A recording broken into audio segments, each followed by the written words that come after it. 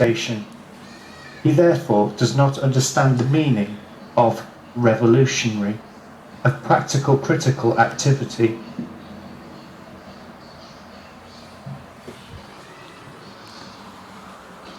Part 2.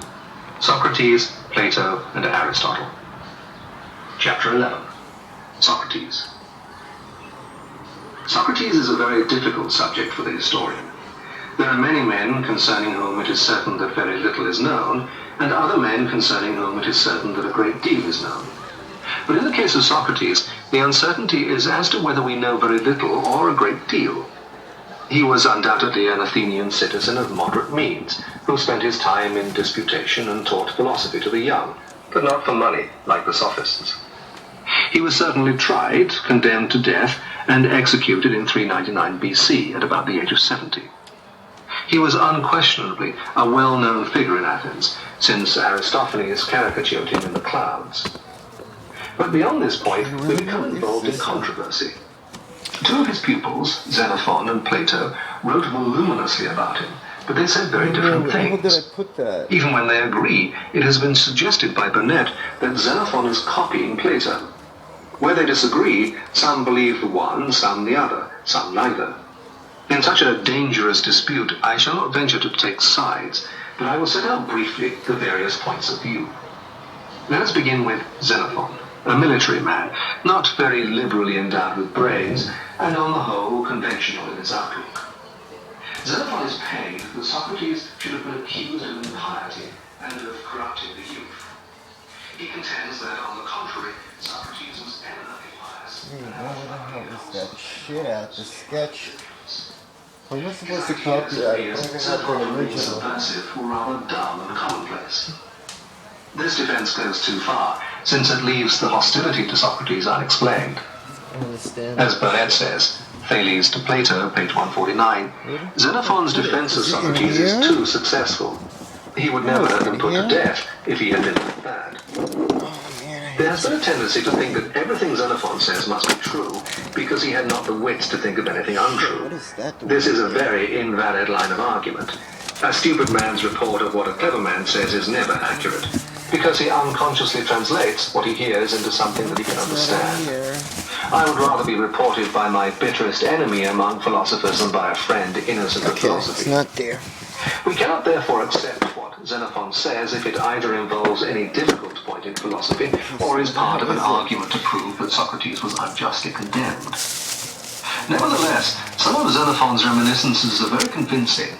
He tells, as Plato also does, how Socrates was continually occupied with the problem of getting competent men into positions of power. He would ask such questions as, if I wanted a shoe mended, whom should I employ? To which some ingenuous youth would answer, a shoemaker, O Socrates. He would go on to carpenters, coppersmiths, etc., and finally ask some such question as, who should mend the ship of state? When he fell into conflict with the 30 tyrants, Critias, their chief, who knew his ways from having studied under him, forbade him to continue teaching the young, and added, you had better be done with your shoemakers, carpenters, and coppersmiths. These must be pretty well trodden out of heel by this time, considering the circulation you have given them. Xenophon, Memorabilia, Book 1, Chapter 2. This happened during the brief oligarchic government established by the Spartans at the end of the Peloponnesian War. But at most times, Athens was democratic, so much so that even generals were elected or chosen by lot. Socrates came across a young man who wished to become a general and persuaded him that it would be well to know something of the art of war. The young man accordingly went away and took a brief course in tactics. When he returned, Socrates, after some satirical praise, Check here. back for further instruction. Same source, 3, Chapter 1. I don't think it's going to be in here because this is where... He tried the same sort of plan on many people, including the war minister. Nope, but it it's was not in decided here. that it was easier to silence him by means of the hemlock than to cure the evils of which he complained. Plato's account of Socrates, the difficulty is quite a different one from what it is in the case of Xenophon. Namely, that it is very hard to judge how far Plato means to portray the historical Socrates and how far he intends the person called Socrates in his dialogues to be merely the mouthpiece of his own opinions. Plato in addition to being a philosopher, is an imaginative writer of great genius and charm. No one supposes, and he himself does not seriously pretend, that the conversations in his dialogues took place just as he records them. Nevertheless, at any rate in the earlier dialogues, the conversation is completely natural and the characters quite convincing. It is the excellence of Plato as a writer of fiction that throws doubt on him as a historian. His Socrates is a consistent and extraordinarily interesting character, far beyond the power of most men to invent.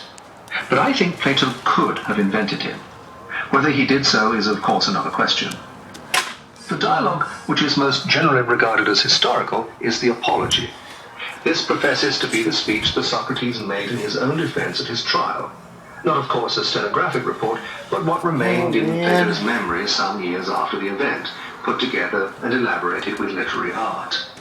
Plato was present at the trial, and it certainly seems fairly clear that what is set down is the sort of thing that Plato remembered Socrates as saying, and that the intention is, broadly speaking, historical. This, with all its limitations, is enough to give a fairly definite picture of the character of Socrates. This was from over there. The main facts of the trial of Socrates are not open to doubt. The prosecution was based upon the charge that Socrates is an evildoer and a curious person, searching into things under the earth and above the heaven, and making the worse appear the better cause, and teaching all this to others. I'm gonna have to print The real ground of hostility to him was almost certainly that he was supposed to be connected with the aristocratic party. Most of his pupils belonged to this faction, and some, in positions of power, have proved themselves very pernicious. But this ground could not be made evident on account of the amnesty. He was found guilty by a majority, and it was then open to him, by Athenian law, to propose some lesser penalty than death. The judges had to choose, if they had found the accused guilty, between the penalty demanded by the prosecution and that suggested by the defense. I gotta get some light in here. Okay. Let me see. Put some light in here. Shit. I gotta organize this. I don't know what the hell to do. Shit. So there's some schoolwork. Okay, so I'm gonna go to here.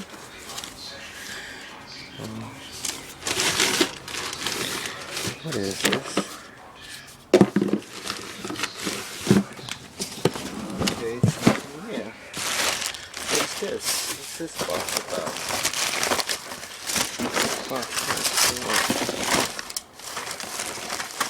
More garbage. What's this bag? Oh, that's mine. What's not here? Glasses at least. And here. Pain in the ass. There's a pain in the ass. This here is over there. Okay, so this box is over there. Oh, look at the honey. I even took a little bit of honey I had left. Such a cheap bastard. I mean, it's like fucking good honey, man. Fucking honey costs me like $4 fucking bucks. Goes in the bottom. Let me put some on the top. Look at that. So I get all this in here. That's in her hats. Paperwork. What is this? Paperwork. Is it on here? No. Oh, that I can take over there.